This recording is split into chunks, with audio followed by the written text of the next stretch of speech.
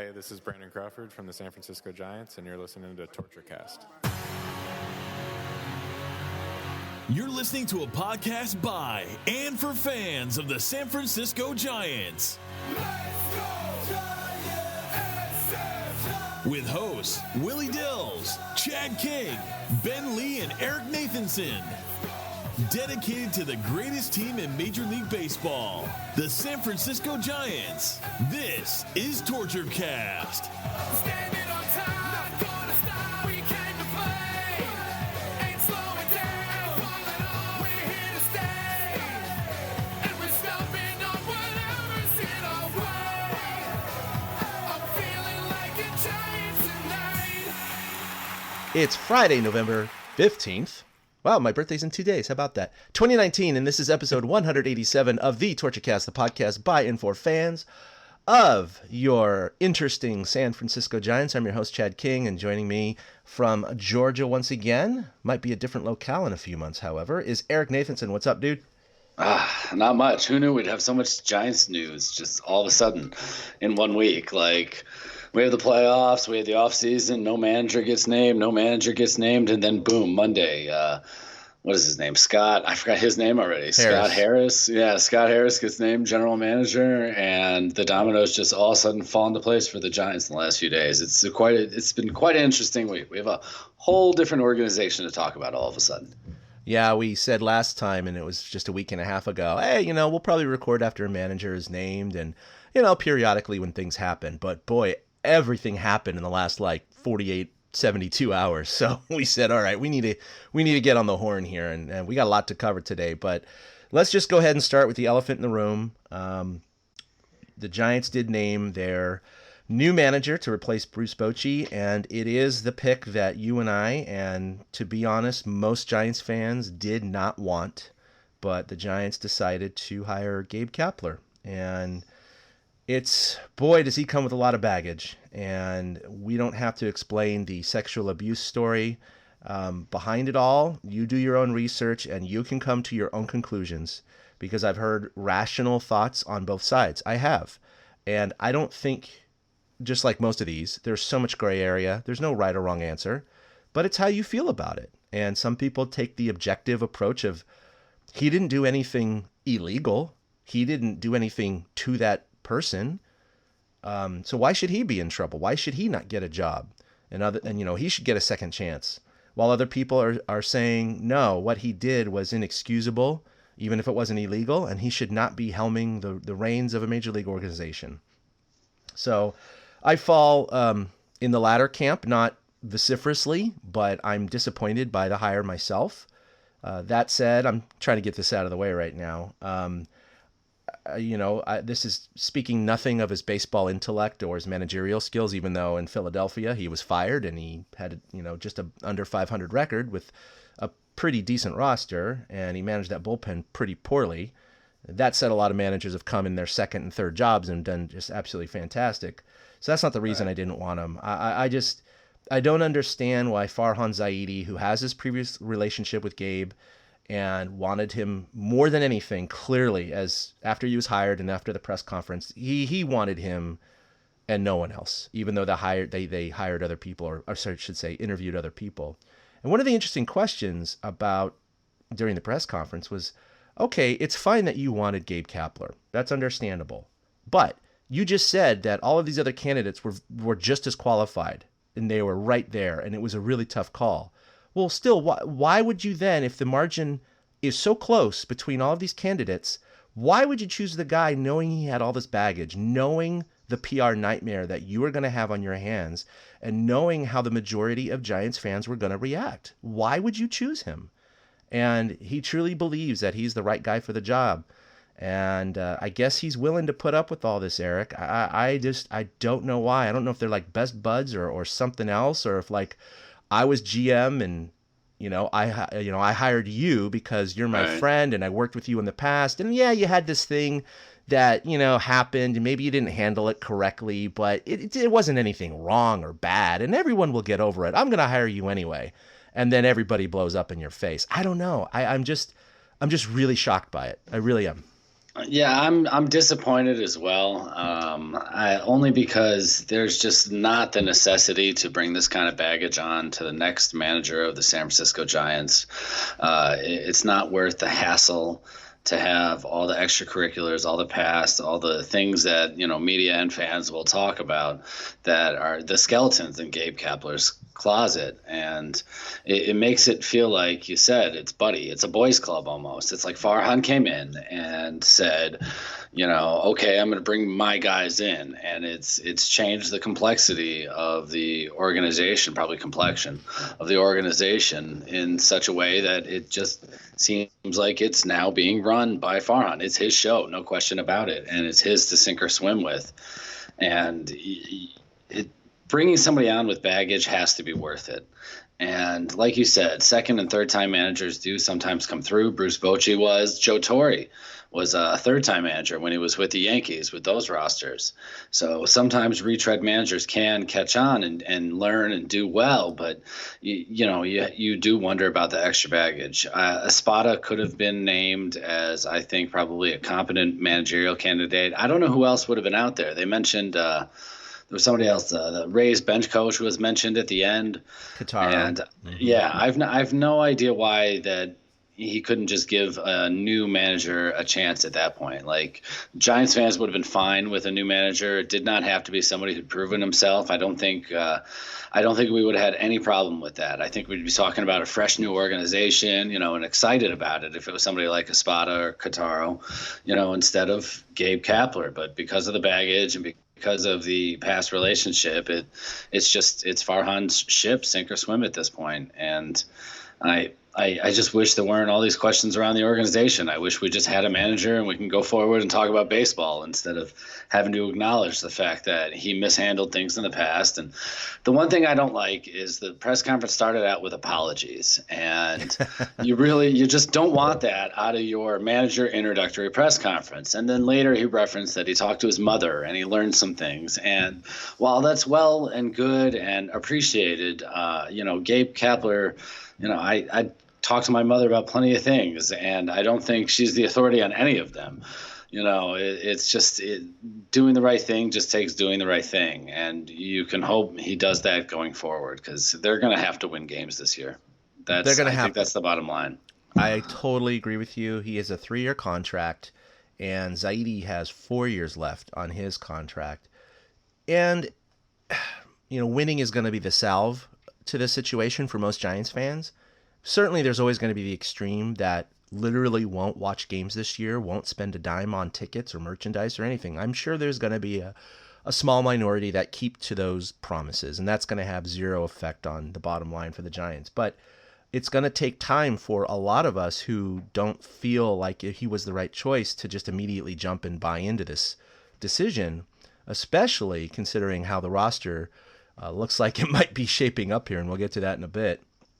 And I think that's the thing is we don't really know what the roster is yet, so I don't think we have any clue what kind of manager Gabe Kapler can be just yet. Like, Farhan and Gabe are the center of the show now. Even Scott Harris got pushed to the side. And look, I unless something insane happens this offseason, this team is destined to be under 500 again next year. And so I don't think, manager's not going to change that no matter who we hired. And, if it was still Bochy, it would still be under 500, just like it was the past 3 years. So I get that. But that said, if people don't see winning right away, they're going to call for Kapler's head much more easily than they would have with another candidate, in my opinion.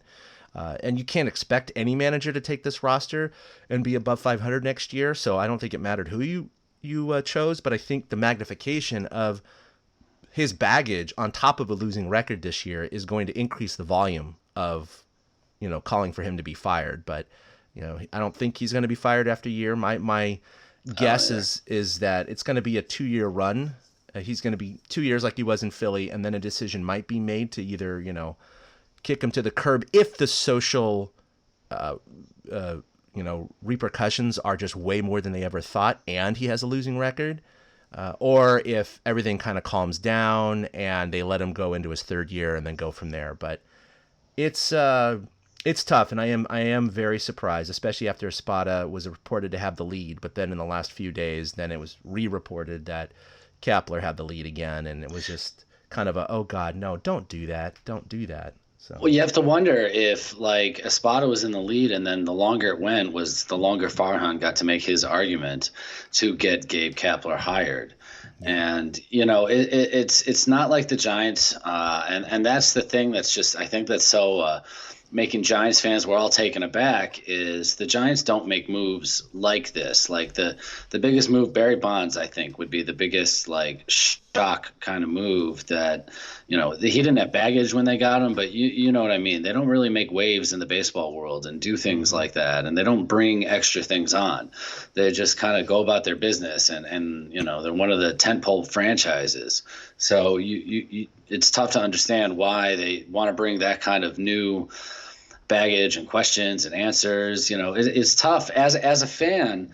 Can you separate the things that you think about with Kapler from the manager himself? Like, are we going to be able to do that as fans? Like, I'm not sure yet. I just don't know. It's going to be either. Yeah, I think we have to watch first and see. It's tough. I said from a baseball standpoint, I don't think it's horrible, but it's tough to take that human element out of it. And I'm not sure if I'll be able to. And, it might take watching a month, two, half a year of baseball under him to see where this thing's really going.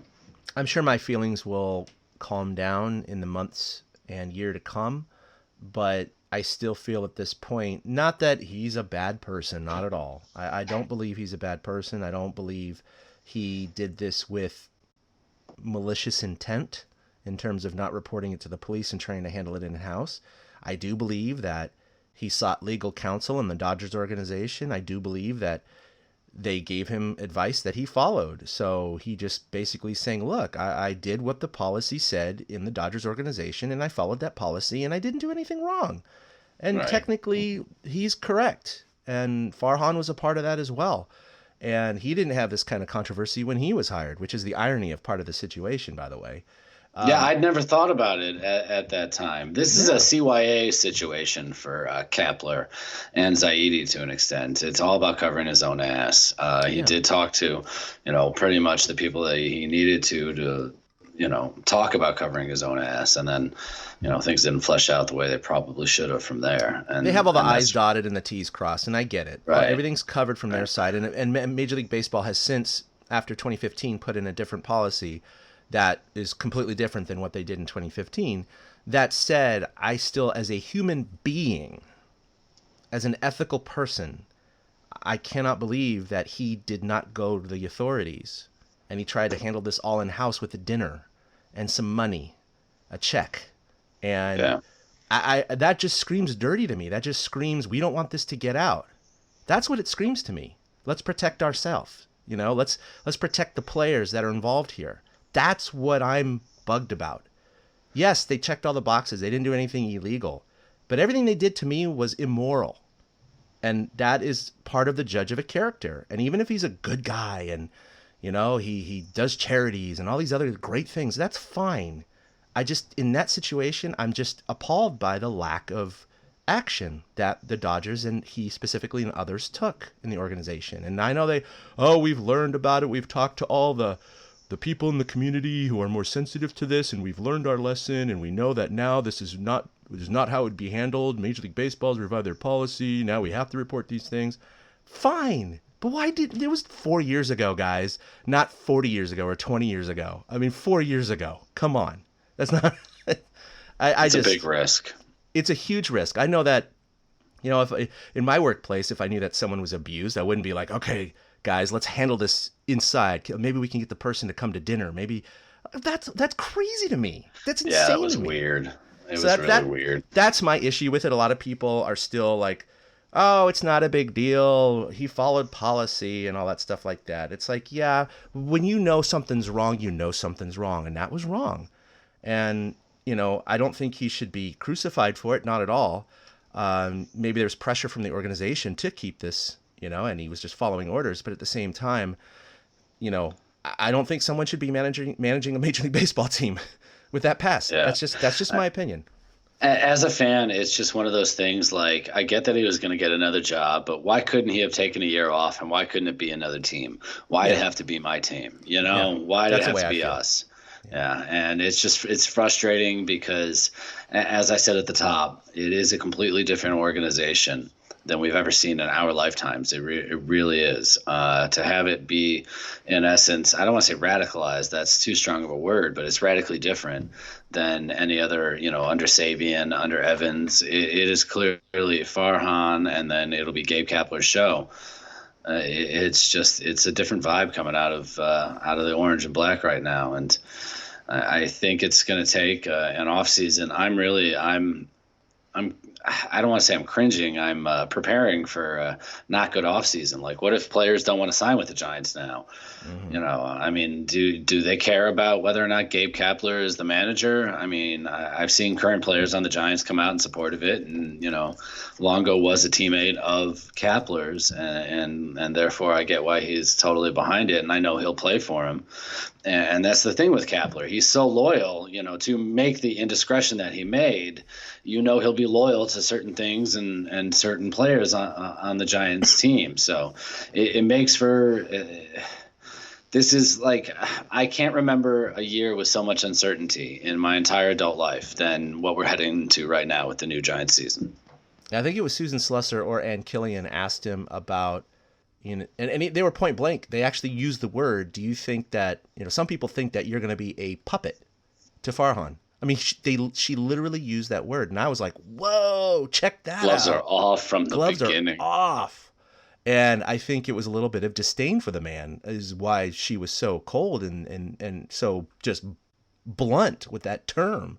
But, he kind of was like, you tell he was a little taken aback by the question. And he's like, oh, well, that's a good question. But, certainly I have opinions and I make them known. But I also welcome input from the front office too. But again, I'm not afraid to express my own opinions, and I'll show my colors and be argumentative. And he was kind of playing both sides of the coin. I felt like he was saying, I value all the input from the front office, but I'll argue things too. And it's like, yeah, you didn't really answer the question. He was dancing around. So it's Farhan's guy, and as Giants fans, we're going to have to live with it, and some people are totally fine with it. But social media is not an accurate reflection of the entire population of Giants fans. I understand that. But at the same time, I think you could easily classify the majority of Giants fans on social media as being completely against this hire. And I wonder how that is going to translate as we go through the months of the hot stove and into spring training. How many of those fans are going to kind of go, whatever, this is the guy we got, so let's just support him, to people who, some of our friends, I won't name them on the podcast, who are like, that's it, I'm done. This is inexcusable. And how many of those people will actually still commit to that statement? I think it'll be interesting. I don't think it's going to have a massive impact on ticket sales. I think ticket sales were already down anyway, and they're going to continue to decline this year. So I think there's going to be some issues. I don't think there's going to be a 50% reduction where you're going to go, oh, this is because of the Kapler hiring. I don't think that's going to be it, but there's definitely not people who are, the majority of people are not excited about this hire. Let me just put it that way. This for you, and then we could probably move on from Kapler and talk about some other baseball things. I think this manager, he was born in July 31st, 1975. Are you older than the current Giants manager for the first time in your life? Yeah, I'm older than the manager, the general manager, and then, of course, I think everybody's older than the assistant. President of baseball operations, Farhan, just turned 43, 3 days ago? Yeah, something like that. And then Kapler's 44. I'm going to turn 46 in 2 days. And then Scott Harris is 32. Yeah, I'm older than Scott Harris. That was a weird part, too. So, no, I'm officially older than everyone involved in baseball on the field and in the front office now, which is really depressing. I was hoping that... Big Slick. Oh God, what's his name? Pitcher for the Mets. Old guy. Oh my God. Old guy. Name is on the tip of my tongue. Oh, Is he God. currently pitching? Big Sexy. No, he's been out for Bartolo a year now. Colon? Bartolo Colon, thank you. He was the only Major League Baseball player older than me while he was still playing. And then he didn't get signed by anyone last year. And so now I'm assumingly is out of baseball. So he was my last lifeline to say, it's weird. Someone's I older figure the than me next in Major League regime, Baseball. I'll be older than, like the Scott Harris, 32-year-old from the Cubs, like his hiring. I thought the week, we'll come back to the Will Smith and Bum in a second. I thought the week started out really, really strong with the Scott Harris hiring. I really felt I was fine with that. Good about this. The guy really worked his butt off between working for the Cubs and how he got into baseball with the help of former Giants general manager Al Rosen, how he wrote every team letters and he just tried to get in the door right away. And then when he was working for the Cubs, he worked his way up to assistant general manager while simultaneously going to business school. Northwestern, Right. And he was apparently taking like Saturday classes and humping red eyes to get back and forth like during spring training. And good on him. He's got a good work ethic. That's why it was just the very next day Kapler got hired and the whole week shifted. And I thought it started off great with the Harris hire. It was so good. And then now like he totally got lost in all of this. Like it's turned into the Farhan and Kapler show. And now Harris is just kind of this kid sitting in the middle of it. And I don't mean to call him a kid. I'm sure he's obviously smart and a hard worker, but what is his role now going forward? Like, is he the one going to be making decisions or is it Farhan? It's going to be weird because he had no decision in hiring Kapler. He did meet him before the announcement was made, but he had no input whatsoever, and he said so. But, I agree with you. I like the kid. He is a protege of Theo Epstein. He wrote letters to all major league clubs in his 20s. Al Rosen took him under his wing and helped him out. He's worked his way up. He's obviously an analytics guy. He got his MBA at Northwestern, like you said, doing the red eyes back and forth on weekends, worked his way up to assistant GM with the Cubs. And everyone speaks really, really highly of this kid. He also grew up in Redwood City, so he's a Bay Area native. However, his father was a Cubs fan and his mother was a Giants fan. I should say is. I'm sure they're still alive. Wow, that's funny. And so it was split in the household. And so his brother grew up a Giants fan. He grew up a Cubs fan. That the parents split the sons in terms of their fandom. It was like so bizarre. I don't know how you do that, but that's how it I happened. can believe it. I live in a split household. I can totally see influencing certain younger minds on which teams are the better ones. I wonder if that means each kid was closer to that certain parent. I can totally see that because I'm literally a Giants Cubs split household. Yeah, you're the same way, right? So it was just really interesting to hear. And so he said, when he was working for the Cubs and they won the World Series, he got a World Series ring for his dad. And he said, now I got to get a ring for my mom. And I thought that was pretty cool. So cute. Yeah, that's good. So like I think everything points to this kid being a good hard worker. And knowing his stuff and burning the midnight oil. So I'm fully confident in his abilities. And so far we've given Farhan a very good grade during the 2019 season, dealing with a limited roster and flipping it over 1 billion times and finding the right plug and play guys off the scrap heap and in the minor league system. And I think he definitely improved the team over the course of the year with very little resources. That said, this is the first huge question mark as far as I'm concerned that he's pulled, and it makes me very concerned. I don't think Gabe Kapler is going to tank the team or make the team a lot better. I think managers don't have that much of an impact on the play on the field. The Giants haven't had very many managers. Bruce Bochy, 13 years. Felipe Alou, 4. Dusty Baker, 10. Roger Craig, 8. That goes all the way back to 1985, right? And then you had brief stints by Davenport and Ozark, Robinson for 4, Dave Bristol for 2, and Altobelli for 3, and then Bill Rigney for 6.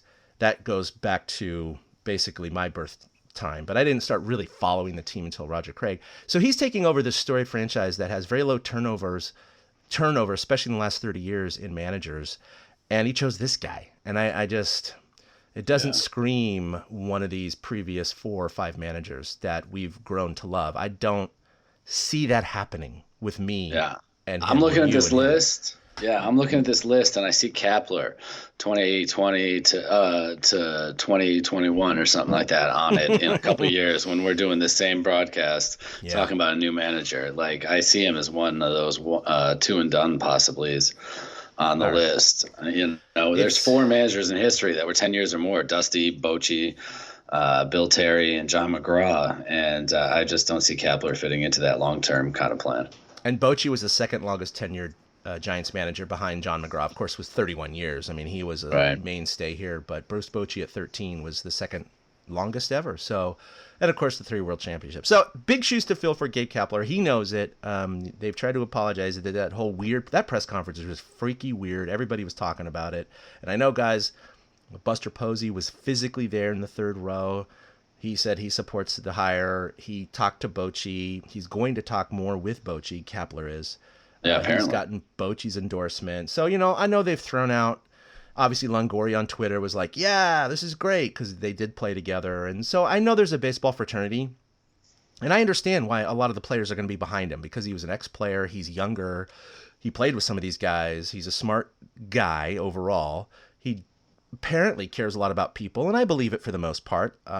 You know, again, I'm not saying he's a bad person. He just made a really poor judgment that I think disqualifies him from being a manager in the major leagues. That's all I'm saying. But, you know, they're going to move on, and I think he'll have the clubhouse. The clubhouse will be fine. I think it's just the PR machine. It's going to be the public and the fans, and see how this thing develops. It's going to be interesting, but certainly nothing where I'm going to boycott covering or going to games necessarily. That's not my view. I'm not that strong in terms of some of these people, but I'm very disappointed. That's all. Yeah. And then the thing, like I said, there's no long-term outlook because we don't know what the roster is going to look like. Just this week, they had Will Smith and Bumgarner qualifying offers out there. Yeah. And while we all expected Bumgarner would decline he's talked openly now about exploring free agency. Many media members following the Giants have commented that they talked to him about that in September. Will Smith didn't accept his qualifying offer, and he went to his hometown Braves for 3 years and what was it, like $40 million? $40 million.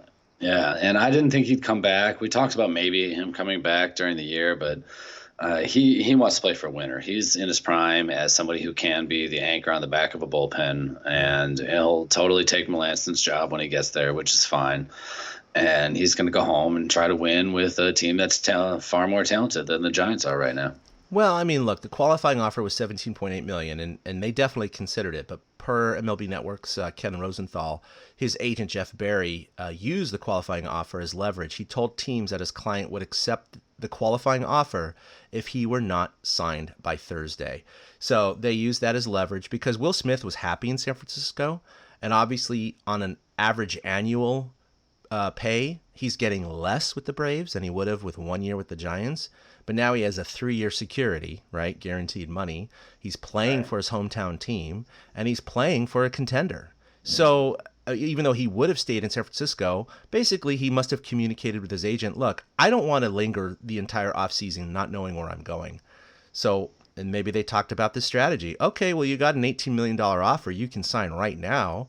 Why don't we just communicate with everyone, hey, if he's not signed by Thursday, he's signing with the Giants. And that kind of spurred the action, and the Braves hopped to it. And, you know, look, good for Will Smith. It was a smart strategy, I would say, by his agent. Yeah, it's a good move. It was a good move. And he's now knows where he is. He can move his family or go back to where his family was living. I don't know. And be with his hometown team and know where he's going. And he's getting paid $40 million for it. So, I mean, I think that's fantastic for Will Smith. Unfortunately, it's bad for the Giants because now they lost their 2 recent closers, both to the Braves. They trade Melancon, which, of course, was fantastic. We all still love that. In fact, Scott Harris said that was the trade that he was most impressed with while he was working for the Cubs. He thought that trade was, quote, striking. And I think most of us said, yeah, That's Braves like a got great screwed word by that. for it too. Yeah, because like all our eyebrows went up when that trade happened. It was like, wait, what now? Yeah, what now? Like that is a one of those. It just made Farhan. That's part of why you're right. We bought into Farhan so hardcore. Absolutely, and Farhan's a smart guy, and so I mean, maybe he knows something that we don't. But anyway, so yeah, he declined his qualifying offer, was signed by the Braves, and then of course officially, Madison Bumgarner did turn down his qualifying offer yesterday, and so he's officially a free agent. And right now, the interested teams are reported to be the Padres, the Phillies, the Yankees, and the Braves. That's what I've heard. So we'll see what happens in the offseason. He has been stated to say in the last day or two he does not want this to be a Dallas Keuchel situation where he rejects and looks for the highest contract value and doesn't sign till the mid part of the season. That's not what he wants to do. So we'll see if one of these teams throws a big chunk of money at him. But I do think personally that contract will wait until guys like Garrett Cole are signed, because that's going to set the watermark, I'd say, right? I mean, if Bum signs first, he might be underpaid, to, kind of relatively to what Cole gets paid. Does Bumgarner deserve what Cole gets? No. But if Cole just shatters the bank, then Bum's, minimum offer, I think, rises. All right, so dream scenario here. If the Giants sign Cole, does that give Bumgarner a rise to maybe come home and keep playing with the Giants? You never know. I mean, it's not a done deal. The Giants certainly still can throw a contract offer at him and see what happens. But we both know Farhan is a numbers guy, and his numbers have been declining. And and if they sign Cole, there goes the money, right? So yeah. I just don't think that Bum's not coming back to San Francisco, guys. I think that's probably a 98% certainty at this point. That's what I was going to ask you, to put a number on it. I was going to go 5%. Yeah, okay, you got 2%. I was going to go 5% on it that he'll be back with the Giants. Definitely single digits. Yeah, low single digits. So but I'm not even sure that. Stranger things have happened, but I think when he tipped his cap in the batter's box, which was unusual for him, he was saying goodbye. And he knew Bochy was leaving, and if Bochy was still managing, I would have said much higher chance. But he also doesn't like the number situation, the number game, and now he knows that he's got everyone's analytical on this team now in terms of the manager, general manager, and president. So, yeah, I think he's moving on. But that's a good observation. It's going to be sad, but I think, look, that was their closer, who was an all-star, their only all-star, and their ace. And they've lost, most likely, I should say, have lost both of them. And I know we have Johnny Cueto coming back fully strong, but this is some big holes to fill in the offseason, Eric, let alone the bats that they need. So this is going to be tough. I think we're going to have to devote a show during the offseason to looking at what they really need, because this roster is definitely going to get peeled apart a little bit in the meantime. I mean, we talked about on the last show the pickup of Tyler Anderson from the Rockies, the pitcher.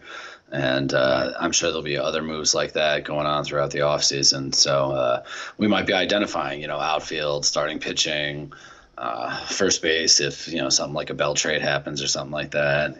We could be identifying a lot of places the Giants need to get some new faces in there. But, what's interesting about the whole Kapler hire is Ron Wotus and how he's staying. It didn't blow me away, but it didn't blow me away, but... all right. Yeah. Thank you. And I guess that's kind of an endorsement. You know what I mean?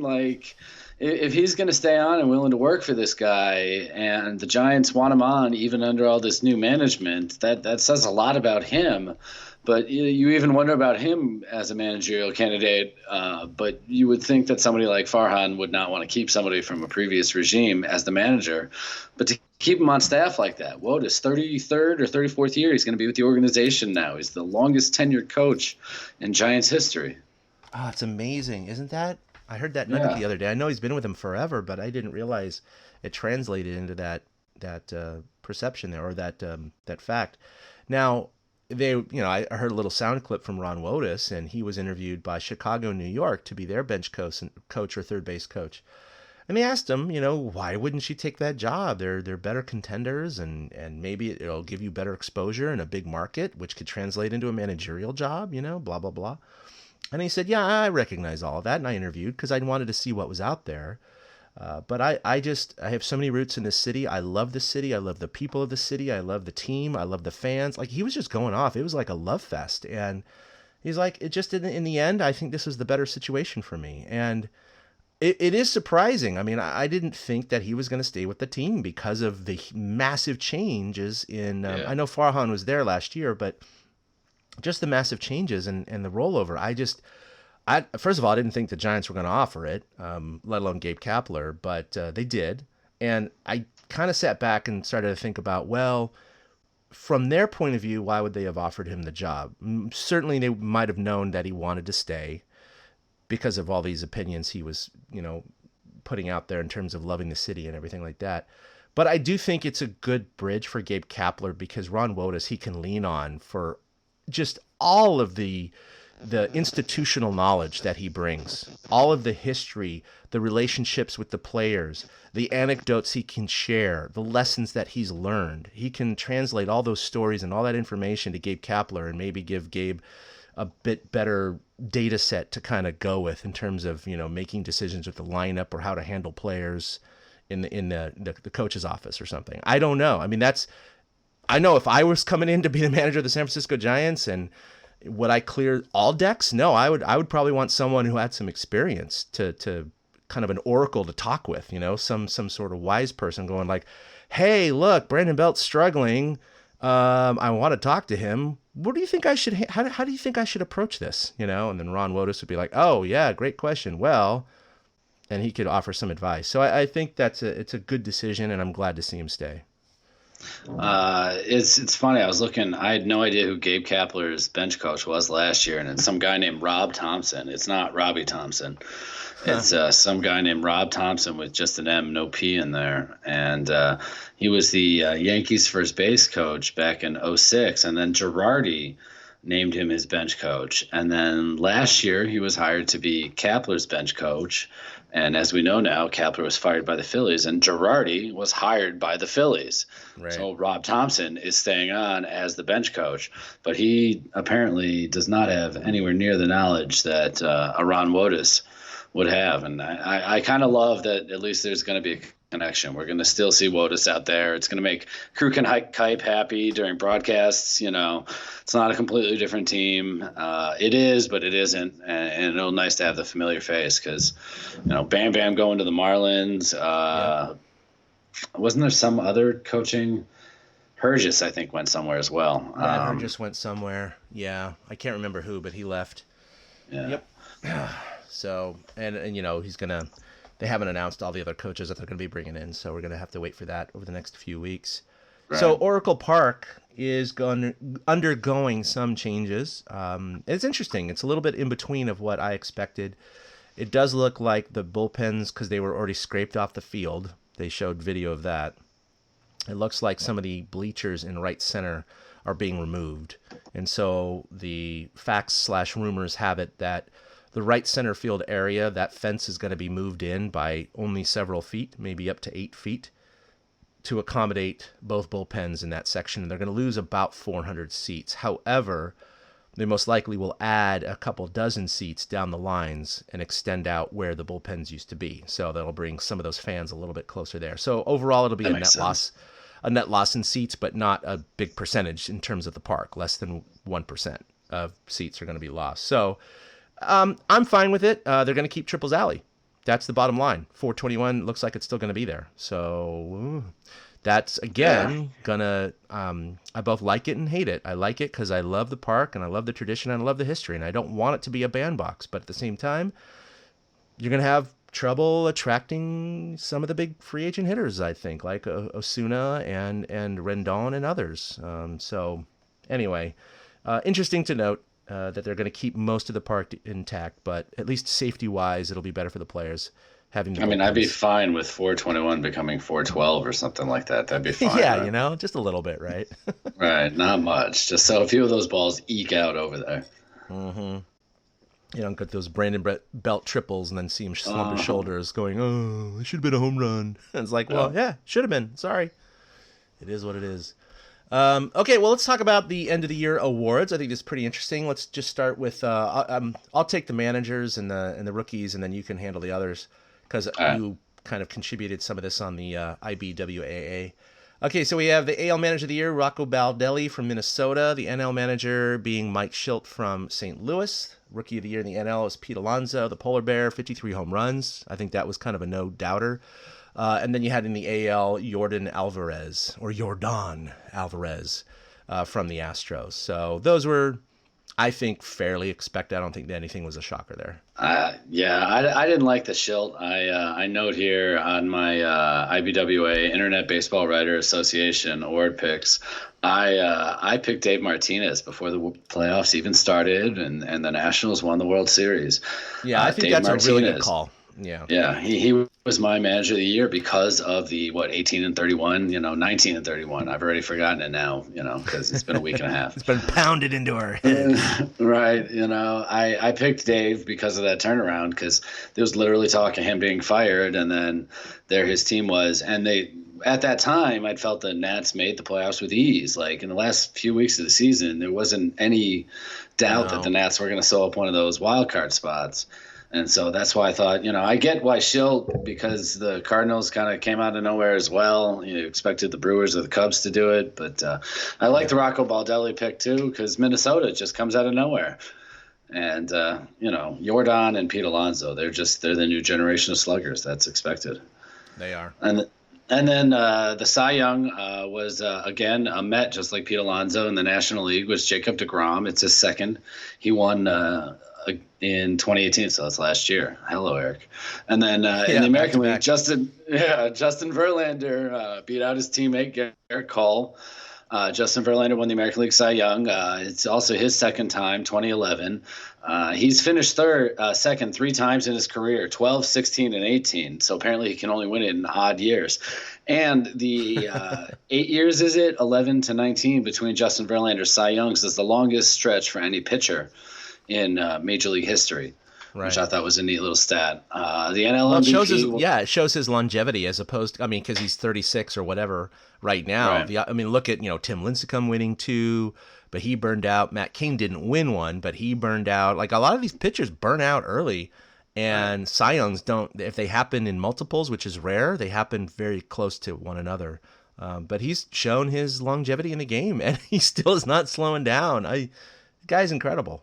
He threw a no-hitter this year, and you talk about multiple Cy Young pitchers. Jacob deGrom, here was another funny one. I think it's 21 wins Verlander had this year, and deGrom has had 21 wins, I believe, over the last 2 years combined. Yeah, because he plays for wins.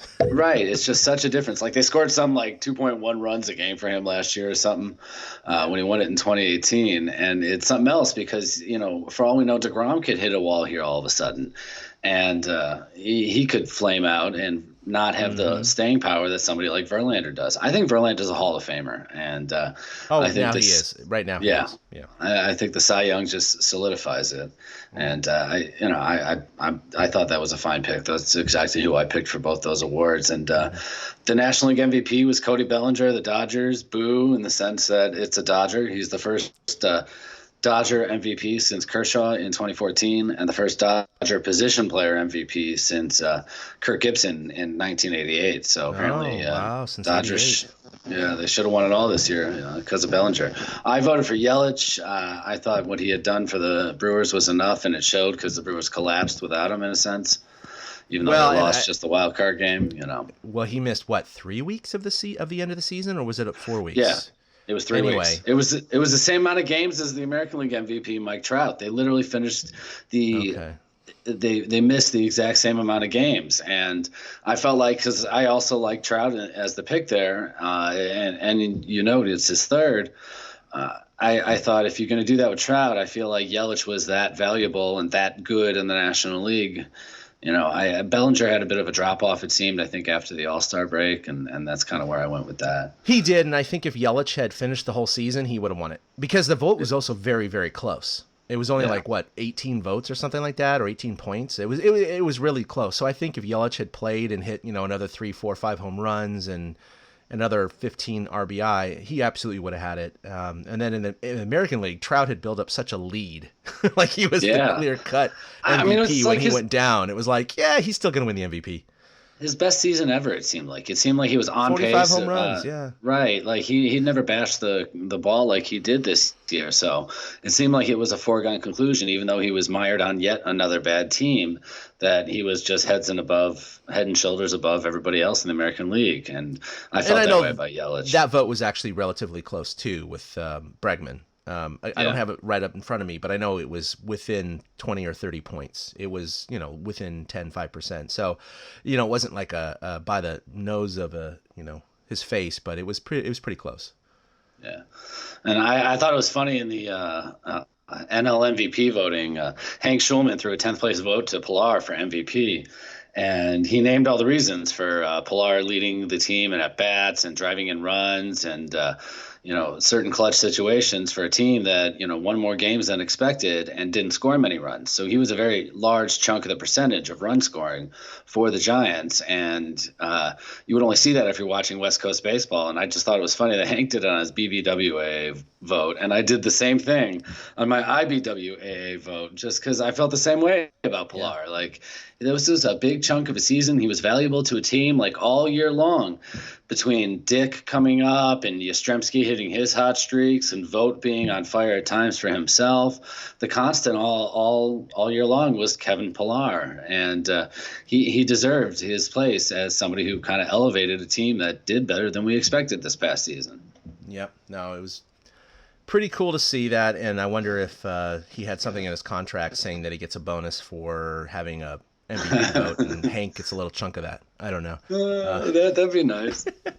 Here you go, Hank. Here's $50. Go have a steak. Good theory. I like that. You never know. It could be the next the next controversy in Giants baseball. Oh, I like that. That's brilliant. I could totally see it. They recorded a podcast together, so I mean, you never know. Right? He's the Willie Mack winner. That's right. No, it'll be interesting because, he's up for arbitration this year, and so we'll see how that develops. But looks like Hank wants him back. But, no matter all of those intangibles and tangibles that you talked about in terms of his production value this year, he doesn't have a lot of the basic analytical, high watermarks like on base percentage and low strikeout and all that stuff like that. So he's an analytical kind of guy in terms of his walkers, production. And he's not a walker. No, not at all. And they like fewer strikeouts and more contact. And he's definitely a lot of strikeouts, swinging out of the zone, all that stuff. So anyway, as far as Gold Gloves, it's interesting because the Giants generally have at least one, if not two, Gold Glove finalists, if not winners every year. And this year they didn't even have a single finalist in the round of 3. So not even a Brandon Crawford. But of course, he did have a much worse year than he typically has. He still made Buster could have made time. I thought Buster could have been there, but clearly he wasn't nominated. Yeah. So we're not going to go through all 18 of those. You can look that up. No Giants though. They weren't even in the finalists. All right. So the last thing that I wanted to talk about today, unless you have anything else to add, is perfect. Is going to be about the Houston Astros, and there was a report coming out earlier this week about an ex-pitcher for the Astros in 2017, Mike Fiers, who is currently with the Oakland A's, and he was reporting an incident because he's afraid that certain young pitchers who get, hit pretty hard early just after they're called up may never get a chance to pitch in the majors again. He said he's concerned about the careers of these young pitchers because he was part of a team-wide strategy to steal signs electronically in 2017. And this is how it went. Basically, they had a closed-circuit television camera in center field, only at Minute Maid Park, that they could control, that was wired directly to a monitor that was sitting in the hallway just outside of the dugout. And sitting there would be a couple of team employees on massage chairs or benches to kind of, if anyone went down there, it's like, oh, we're just watching the game. We're doing massages and stuff. We're totally doing work. And they had a garbage can by them. And so they had instant feedback from the video because there was no lag or delay. It wasn't the network broadcast. And if they saw an off-speed pitch, they would bang on a garbage can. Sometimes it was once, sometimes it was twice, and that was because it was off-speed or curveball. But sometimes they just limited it to one bang for an off-speed. And that would echo through the dugout and onto the field. And even though many people report it wasn't really perceptible by the crowd, the batters are focused on hearing that sound. And so they hear it moments, just mere moments before the pitch is delivered, but it's just enough time to tell a batter, is this coming at 95 or 87? And that is all about baseball, guys. Yeah. There's some people I've been reading going, I don't know why that's a big deal. Like, who cares? They don't know where it's going to be pitched exactly in the zone. It's like, oh my God, timing is everything. That is 100% everything. That is it. You can adjust your swing up, down, a little bit inside, a little bit outside, but It's all about the timing, everyone. If you know an off-speed pitch is coming, you time your foot, your hips, your arms, everything to that pitch. The whole point of pitching is to upset the timing of the hitter. That's it. That is like 99% of pitching, because it doesn't matter how hard or soft you throw. If you can regulate that and your zone, accuracy to a good extent, you're going to dominate guys like Greg Maddux and other guys who didn't throw hard, right? Or Charlie Huff with a knuckleball or whatever. Point being, that's gave a massive advantage to the Houston Astros at home games. And this is now confirmed for 2017, and now, of course, there are allegations for 2018 and 2019, including the most recent playoffs with the Yankees, who claimed that they heard whistles going on.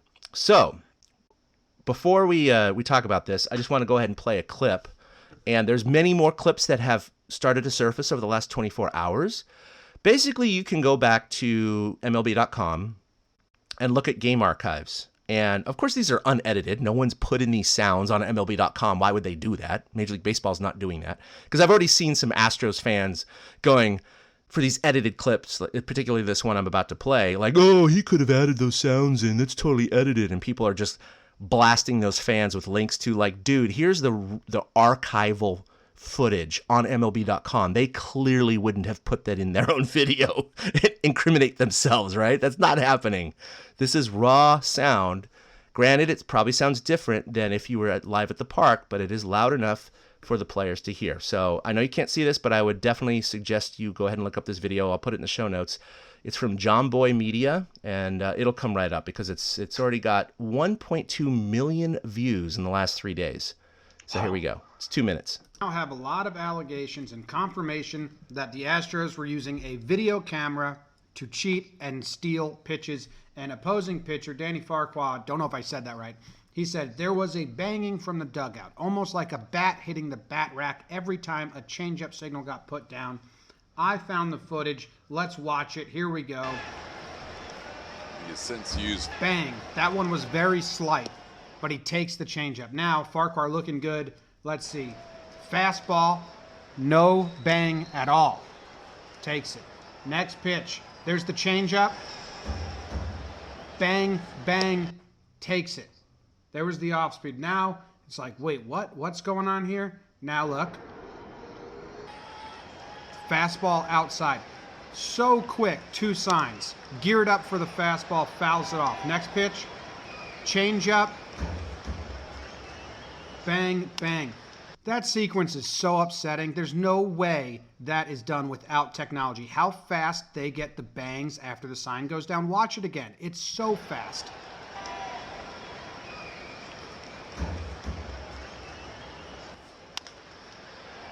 That's, just upsetting. Now they try to do sequence.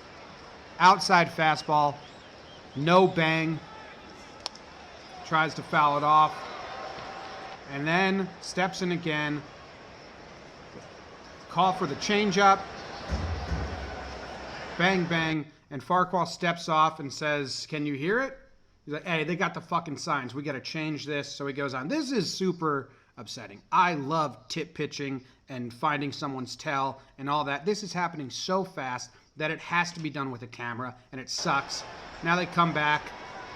He throws an off-speed pitch. There was no bang there. He gets him out. This is shitty for baseball. It's shitty for the Astros, and it's shitty for A.J. Hinch, who had the most pompous quotes looking back. The Yankees said they heard whistling in the dugout, and Hinch said, it made me laugh because it's ridiculous. Had I known it would take something like that to set off the Yankees, we would have practiced that in spring training. Well, you've been practicing it for years, and it's true. And you knew it was true, and you sound like a pompous dick now. Ha! That's it's funny. The Hinge quote is somebody using the truth to try to divert and make it sound like a lie to lie about practicing something like that. At first I'm with John Boy. At first I'm totally good. Steal signs if you can see it and if you can relay it in a way that's not using technology, which is against the rules. Totally good. Go for it. You know, it's hard to do things like that in a split second, but the Astros were clearly getting the pitch data quicker than anybody I've ever seen in any, because the signs usually have to come from somebody on second base, whereas in the Giants' way back history, apparently from center field somewhere. But there's no way the noises should come from the dugout. And it to me, from watching the videos and listening for the bangs and seeing how the hitters are balanced on those pitches, even when they take those pitches, you know, if you know a breaking pitch is coming and you're taking the breaking pitch, you know which kind of movement it's going to have. So you can identify it earlier coming out of his hand and see if it's going to hang out of the zone, or, you know, if it's going to go into the dirt. If it starts at your knees, then you know that breaking pitch is going to drop into the dirt. So it's not even a swing that you have to be balanced on. You have to be balanced to take it, just like any other athletic achievement. You want to be balanced when you are performing your athletic, you know, sport, and it helps a hitter. And I don't know what they do from here, but I absolutely think the Astros cheated. It really is what it sounds like. Yeah, so there's many more videos that are being compiled by people, and if you want, you just go to MLB.com, look up probably most random home games on, you know, at the Astros in 2017, and just listen to a few at-bats and see if you can hear those bang bangs. I've done it and I've heard it. And it's amazing because I'm thinking to myself, how the hell did we not notice this before? How did someone not go on the TV broadcast, hey, what are these bangs part of? But the whistles that happened during the 2017 World Series against the Dodgers are, I think, much better because they're blended in.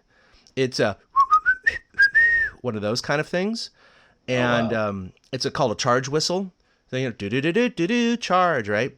So it's just, and everyone's cheering, you know, when Clayton Kershaw's on the mound, and you got different Astros that are up. So you hear a lot of cheering and whistles and everything else, and then you hear this very faint, and that was for every single changeup or curveball that Clayton Kershaw threw. And there were a couple of them that were hit for home runs. One of them was a 3-run home run that tied the game in game, I don't know what it was, 2 or 3, or I can't remember. You got to go look it up. So it's incredible. It's absolutely incredible. It's all timed up. It's all there. The evidence is there. So Major League Baseball, of course, is investigating this. And I don't think there's any reason they're not going to come to the conclusion that the Astros cheated in 2017, and perhaps in 2018 and 2019, because the Yankees have accused them of whistling in the same manner during the ALCS, which of course went, you know, was that 7 games or was that 6 games? Anyway, point being, this year was 6. But in 2017, it was 7. It was 7. Yeah. And the home team won all 7, exactly. Yeah. And someone was pointing that out, like, they lost by 1 run each of the first 2 games in New York. Then they won by tons in it's the opposite way. They won by 1 run, 2-1 and 2-1 in the first 2 games at home. And then they lost by like 6 and 4 and 8 in the 3 games in Yankee Stadium. And then they won the last 2 games as well back in Houston. So they're kind of leading some support to that. I don't care about those particular numbers. I do care about the great difference between batting average, record, OPS, all these stats between home and away. And granted, it's always going to be, usually, I should say, it's better at home than away. But their splits are pretty dramatic. And I know people are going to point to the World Series this year and go, well, then why did the road team win all 7 games in the World Series? Well, hey, karma. You know, karma, or maybe they weren't cheating in 2019, or maybe, who knows? But of course, the Yankees said they heard it in the ALCS. Point being, it's an interesting story, and this is, I think, way worse than Deflategate, because we're just talking about balls, right? There's a huge difference in your whole lineup knowing if it's going to be a fastball or an off-speed pitch every single at-bat. That's insane. That's a massive advantage. It's a difference of 20 points in on-base percentage. Here are their home-away splits. Their on-base percentage is .362 at home, .343 on the road. Batting average, 284 at home, 265 on the road, 20 points again. Slugging percentage, 516 to 476. So their OPS is 878 at home, while on the road it's 819. And they hit 12 more home runs at home than on the road. They were 60 and 21 at home, 47 and 34 on the road. And I found this interesting. They only grounded into 63 double plays at home and 82 double plays on the road. And that goes back to me talking about hitting as a balanced hitter. You're more likely to ground into a double play if you're off balance and you catch the ball off the end of your bat and roll it over or something like that, if you don't know that the off-speed pitch is coming. But if you do know the off-speed pitch is coming, you're less likely to roll into that double play. And I thought that was the interesting number to me, is that when there were runners on base, the Astros seem to not ground in double plays as much, and that's a big difference of 20 as well. So all the stats bear it out that their home splits are better. And I know that, for every team, usually their home splits are better. We can't use the Giants as an example because our team hasn't scored runs in what feels like 15 years. But it's drastic when it comes to the Astros. No, it really is. So this is going to be a developing story over the next month or longer, and we'll see what happens. It's not going to be like college where they take away national titles, but no, they're not stripping them. Major League Baseball can impose fines up to $2 million on a team, which is whatever. That's not that much for a team, but can suspend players and people and managers and can take draft picks away. So I think that's where this is headed, because this is more than one player, a.k.a. Barry Bonds, taking steroids. He still didn't know if a fastball or changeup was coming. And to me, knowing that is way more than being able to hit a pitch, an extra 50 feet. That's my opinion, because we both played baseball. And I tell you, man, if they said, we're going to inject you with this steroid, that's going to make you so strong you can hit the ball 50 to 75 feet further. Or we'll tell you before every pitch if it's going to be a fastball or a changeup. I'd be like, option 2, please. Yeah. Even though it's a split-second thing, you have enough time as a hitter to adjust what you're doing in the box. It really does give you the time. Oh, it's just incredible. I totally agree. I think this is a massive story. And what's interesting is the report that came out, it wasn't The Athletic, it was one of the other magazines, I believe. Ken Rosenthal was on it, I think. It's the fact that they're only saying the facts so far, that Mike Fiers and Mike Cotaro and others have said this happened in 2017. Now there's evidence to support that. They're not saying anything about 2018 or 2019. They're also not saying that they're the only team that's done this. So maybe there are other teams that have done this. But the fact is that this is, wow, this is crazy. This is crazy. I think people don't think it's a big deal, but it is a massive deal. This is a huge cheating scandal. The truth with baseball is, as long as it's been going on, people have been trying to find an edge, and they will skirt the rules if possible without being found out. It really is. It's pushing the boundary of what they can get away with, and the Astros went past that boundary by doing something that is explicitly written into the rules now, that electronic sign stealing and using electronics cannot happen, because all those iPads are in the dugout now. Mm-hmm. And so, they're constantly looking at video, and that's got to be recorded stuff.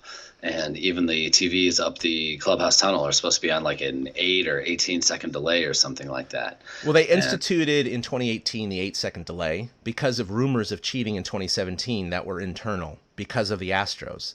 And so they instituted a mandatory 8-second delay to make sure that they weren't using the network broadcast. But that still didn't prevent the Astros from using their own closed-circuit, instant-delivered, camera in the Minute Maid Park. So anyway, point being, this is going to be an interesting story, and it looks like they broke the rules, and it'll be interesting to see the punishment. Now, what's really sad about this is that I was a fan of the Astros in terms of they were perennial losers, and I didn't really care either way about them. But to see their farm system built up and the way the GMs managed them over the years and their draft picks and building it all up with Altuve and Springer and Bregman and getting Cole and all these guys, and they finally won the World Series in 2017, just like Sports Illustrated, guessed in 2013 or 14 when they were a shitty team. And it was all these great stories, and they beat the freaking Dodgers, Eric. They beat the Dodgers. It was fun. To now understand that they may have taken a World Series trophy away from the Dodgers gives me incredibly mixed feelings about it. Because it's like, oh, those mother bastards, and oh, well, the Dodgers didn't win that year, so maybe that was a good thing, right? I don't feel bad for them. Yu Darvish came out and said that he sucked, and it wasn't like the Astros were just beating him. He said he sucked. There's no difference. The difference would have been him pitching better, you know. I give Darvish credit for that, because people are trying to say the Astros sign stealing shattered his career. And, no. He bounced back beautifully this year. He pitched great in the second half. So it's kind of funny that like they think it was that much power. And I mean, it's the Dodgers. So, you know, you kind of shrug your shoulders and say, oh, that sucks that it happened to that team. Yeah. If it was any other team, we'd be more outraged. I mean, not outraged, but like, you know, whatever. But they beat the Dodgers, so maybe 2017 was okay. But they've been kind of this model of how modern Major League Baseball teams should be run, and I've agreed with that over the last 3 or 4 years. They've been incredible. But then, of course, you have the Osuna issue. Like, why the hell did you sign a guy that's been accused of domestic violence and all this shit? And then, of course, the assistant GM going in the clubhouse and yelling at female reporters, "We're so effing glad we signed Osuna." And, of course, they dismissed him, but that was after saying that didn't happen, and that the female reporters were lying about it. And then, of course, they said, oh, sorry, I guess they weren't lying. Okay, we're going to dismiss them. We apologize for that. But, I mean, all these things that are happening are really tarnishing the Astros' reputation, and they're becoming like the New England Patriots. You know, they really are. And on top of that, Eric, and one thing I haven't touched on yet, is the fact that everybody... we know it happened in 2017. That's just an undeniable fact with the evidence that's now there. Because you can't... no one has edited these videos, and there's no way it's going to be off speed every time there's a bang, and that's just coincidence. Of course, right. It actually happened. And with the corroboration of a player said this is how it worked. It was bang, bang, bang, and that's what you hear. It's the fact that all the players knew about it, Eric. All of them were in on the scheme. They're all in on the con. From the manager all the way down to the 25th player. And whoever the massage guys were, or the analysts, or the employees that were sitting on the massage chairs banging the garbage can. And so obviously many other people knew about it, including the front office and employees and other people. So this is a very big cheating scandal. And I respect guys like Jose Altuve and Bregman and Springer and Garrett Cole. Well, I know that's this year. Maybe that's not proven yet. But they're players that I really respect and admire that are on this team that were knowledgeable and participated in this cheating scandal. So what's the punishment going to be for them, if any? Like, I think everyone should be punished, not just A.J. Hinch, not just the general manager, not just the Astros organization, but I think the players that willingly participate in it should be punished too. But how do you do that? You can't suspend the whole team. that doesn't work. No. So what do you do? Them.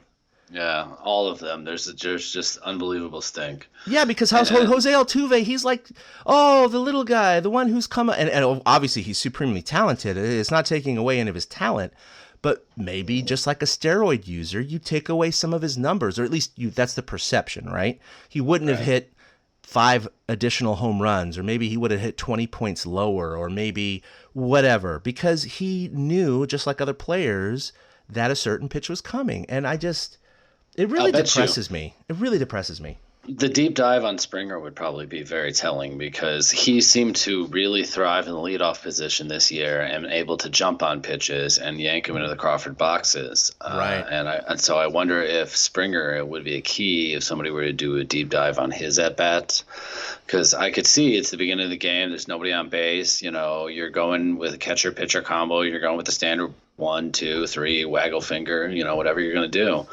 And so anybody who's looking for the signs wouldn't have to even decipher a set of signs. They would just know right away, 2, 3, it's off speed pitch, something like that. And so the banging would happen. And then Springer probably, he homered to lead off a Astros game, like something like 9 times this year or something like that. So I wonder if he would be a real key to see that, because that's the simplest and most perfect time to be stealing signs. Oh, man. So I don't have the quote in front of me, but I was listening yesterday on the radio, and MLB has already announced they've, of course, launched their own investigation. And, oh, by the way, the Astros have launched their own investigation, too. Dude. Excuse me. That's like Trump investigating himself. What the F? Is. I mean, It's come like, on, man. If you're a poker person out there, it's like Mike Postle and the Stones Casino and the cheating scandal, and the Stones Casino say, we're going to investigate ourselves for the inside cheating that was going on. Stupid. Relayed through an electronic system. It's the same flipping thing. It's ridiculous. They gained an unfair advantage. They really did. Oh, that was just funny that they actually even said that. It was like, are you kidding me? Anyway, Major League Baseball, I'm paraphrasing, said that basically anyone proved to be lying in this investigation is going to be severely punished. Well, and that's what's going to be interesting, because they're going to be interviewing, and it's all going to be secret and quiet, and we're not going to get the testimony, but they're going to be interviewing like all of the players and AJ Hinch and the general manager and other employees. And if these players, certain players, are going to be like, I had no idea, I didn't know. And then other employees or players are going to go, oh yeah, he knew. Oh, that's where it's going to really hit the fan. Would you admit it? Would you admit you knew? Like, you've played on baseball teams. If Major League Baseball said, if we catch anyone cheating, you're going to be severely punished, and Mike Fiers has already come out, and I know there's video proving it anyway, yes, absolutely, I would admit it. Absolutely. I mean, no doubt in my mind. I'd be like, you know what? Look, we did it as a team, and we thought it would give us an advantage, and it did, and now it's out there. Yep, we did it. And then, other players are going to deny it, and then they would come back to me and say, well, this guy says that he didn't do it, and he has no idea about it. And I'd be like, dude, that's bullshit. We all talked together. We all had a team meeting, and we said, hey, you hear a bang, it's a changeup. I mean, yeah, everyone knew about it. That was the whole point. So I think at this age, I'd admit to it. I don't know, man. Being an athlete in my mid to late 20s, I think I'd want to hold on to the idea that I am a competitive god, and you know what I mean. Like, I definitely think most of them are going to deny it. There's no doubt in my mind. But I just think that the house of cards is going to fall, because there's no way out of the 30, 40, 50 or more people that they're going to interview all of them are going to deny it, because you have the past players that have admitted it, with Fiers and Kotaro, who noticed it. He's not a player. He played for the White Sox. But you're going to have additional, I think, ex-players from the 2017 team, including Carlos Beltran, who they're going to interview, who's the new manager for the Mets, right? And others that will be interviewed as well. So I think the net is going to be cast so wide that there's going to be one or two canaries that sing, and that's going to bring the whole house of cards down. This isn't Barry Bonds having PEDs with a couple of trainers. This is a very wide, systematic cheating scandal, and I don't think there's any way, especially now with the video evidence, that they're going to get away from this. There's no way. And for the people that lie, I think, and they're proven to lie, I think the punishment could be severe. I just don't know what Major League Baseball can do to individual players. That's the key question, right? Like, they suspend someone for 50 games for their first PED offense. To me, this is worse than PEDs. So, but you can't ban the entire team. No, they're going to continue 50 games. So yeah, I don't know. Association would not stand for something like that. But Rob Manfred's up against the wall here. This is going to be a tough situation for Major League Baseball to handle. Really, it is. I think this is at first when you hear it, you're like, oh, they cheated, they stole some signs. Then when you really dive into it, you realize how big of an impact this has on the game and individual games and the postseason. Definitely in 2017 and potentially in the following 2 years, including this year. So, boy, this is interesting. It's going to get juicy, I think. It's going to get real juicy. What an unbelievable, busy, and full week of baseball this was in the middle of November all of a sudden. Like, we were a little over a week out. We were at the beginning of the week, a little over a week out from the World Series. And then just between the awards coming out, between Giants news dropping Monday, Tuesday, all this Astro stuff came out at the same time. I mean, who knew we'd have such a busy week of baseball to talk about in the middle of November like this? Like, this has been great. There's been a ton of stuff that went on in the baseball world over the past week, and then it'll probably quiet down shortly after this, and then people start signing free agents. It's going to be quiet, I think, for a little bit. We'll have the Astros investigation. We're going to have the signing of free agents over, the next couple of months. So, we'll come back to you periodically. I mean, we're not going to come back if something happens with the Astros. We're not the Astros podcast, but that'll be included in any future podcast should something happen with the Giants. But yeah, if Bumgarner signs, if the Giants sign someone big, it's kind of what we said last week. We'll just come on shortly after big things happen or a series of things happens, and we'll talk about it. But boy, like you said, it's only been like 8 or 9 days, and way more shit has happened than I could have ever imagined. I mean, this is like more than a week of regular baseball that we talk about. I mean, seriously. Right. Oh, the Giants went 3-4 this week. It's like, okay, that's a mundane week. Oh my God, this week has been crazy. So much happened in the world of baseball. It was nice to kind of digest it and unload it here at the end of the week. I'm glad we did this today because there was so much that went on, and it's still fresh in my mind. It just all piled up during the week, and I mean, it was an interesting week in baseball. I don't think we'll see one like it for a while. No, not for a while. And I know that Eric and I don't necessarily share the opinions that everyone else of our listeners share. And if you vehemently disagree with us, that's fine. If you're all behind certain decisions or whatever, let us know.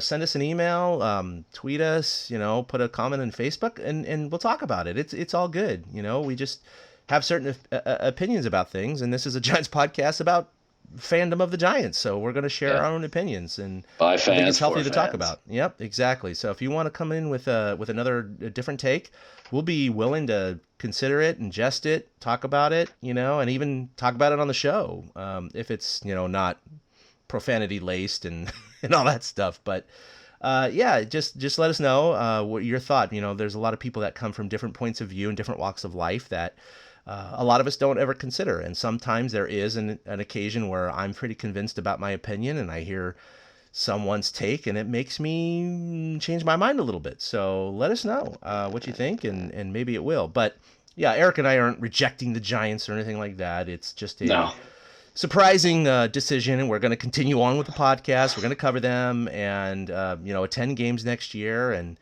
presumably ask Gabe Kapler questions and all those things. Not about this case, just about baseball. I mean, we're not naive. We know that personally we just have to digest and live with the news for a little bit ourselves. Exactly. The instant it's been knee-jerk reaction. Right. It just that we'll feel different, no matter what transpires over the next few months, but we'll just feel different as people about, certain things. Who knows? Gabe Kapler could be the greatest manager ever of the Giants, and he starts a charity that benefits, and, every, battered shelter that there's in the city of San Francisco gets named after him. I'm not trying to make light at all. I'm trying to say, no, you're being serious. Who knows if he starts a charity, you know what I mean? Like, certain things could happen that we just don't even know about yet, And I'm not saying give him the benefit of the doubt, but I'm just, we have no idea what direction this is going to turn, no matter what our preconceived notions may be and whatever our knee-jerk reactions may be. Yeah, he made a mistake in his past life, and, it's not punishable by law, but, it's one of those things where maybe he'll take this into account and become even a better person than he says he used to be. And like you said, bring more attention to certain causes that we believe in, bring money, being more involved with the community. And maybe the net will be a positive versus someone who was more neutral about it or more vanilla coming in. So, yeah, a lot remains to be seen. So it's not like we're closing this out. We're just surprised by the decision, and we will just take it as it is and move on. I'm not happy with it overall. I'm not going to lie. I'm not the happiest. I did But, Bochy had his homeless prenatal charity that is leaving an impact on San Francisco. That's what makes me think that Kapler could, Bochy's been in contact with him. So maybe that's something he'll impart on him. It's some wisdom. It's to tell him how to try to, make some good grace, regardless if it's real or not. I'm sure, like you said, he's a good guy and he tries to make the right decision for the right reason. It surprised me. And that's why I'm not happy with it. I'm not happy with Farhan taking on extra baggage and deciding, this is my boy, and us boys are gonna ride or die together. You know what I mean? Ride or die, baby. Right, that's how I feel about it a little bit, and I don't like that feeling with the Giants as a franchise. I prefer just the more feeling of stability, and I don't feel that we have that right now as a Giants fan, and that's why it's totally murky territory. It's all new to us right now as Giants fans. Probably definitely for new territory for the Giants. Our Definitely entire the most adult life, yeah. The most turmoil I remember, the most controversy I remember, even aside from the Bochy years or the Bonds years. All right, well, that's going to do it for episode 187 of the Torchcast. You can follow us at Torchcast on Twitter. Like us on Facebook. Go to torchcast.com where we post these episodes. Of course, if you're listening to this, you know where to get them. You can follow us individually at ChadK21 for myself, at 2 Out Hits for Eric. That's with the number 2. Have I missed anything, Eric? No, not at all. Like I said, a busy week in baseball. We had a lot to talk about. Lots to talk about. It was a good one, though. We definitely wanted to pour our a little bit of our baseball soul out there and our personal soul out there. And even if you don't agree with everything that we said, that's fine. Like we said, let us know. But we hope you enjoyed the episode regardless. Drop us a line. Let us know how we're doing. And we'll be back when stuff happens in the world of baseball and with the Giants. But until then, we'll see you in episode 188 next time. A-boom. A big thank you to everybody for listening to the Torchcast, the podcast by and for fans of the San Francisco Giants. Follow us on Twitter at Torchcast. You can also like us on Facebook or check out our blog at torchcast.com. I also want to say thank you to Ashcon and Bailey for letting us use their song Feeling Like a Giant for our intro. For Ben Lee and Chad King, my name is Willie Dills saying, we'll see you next time.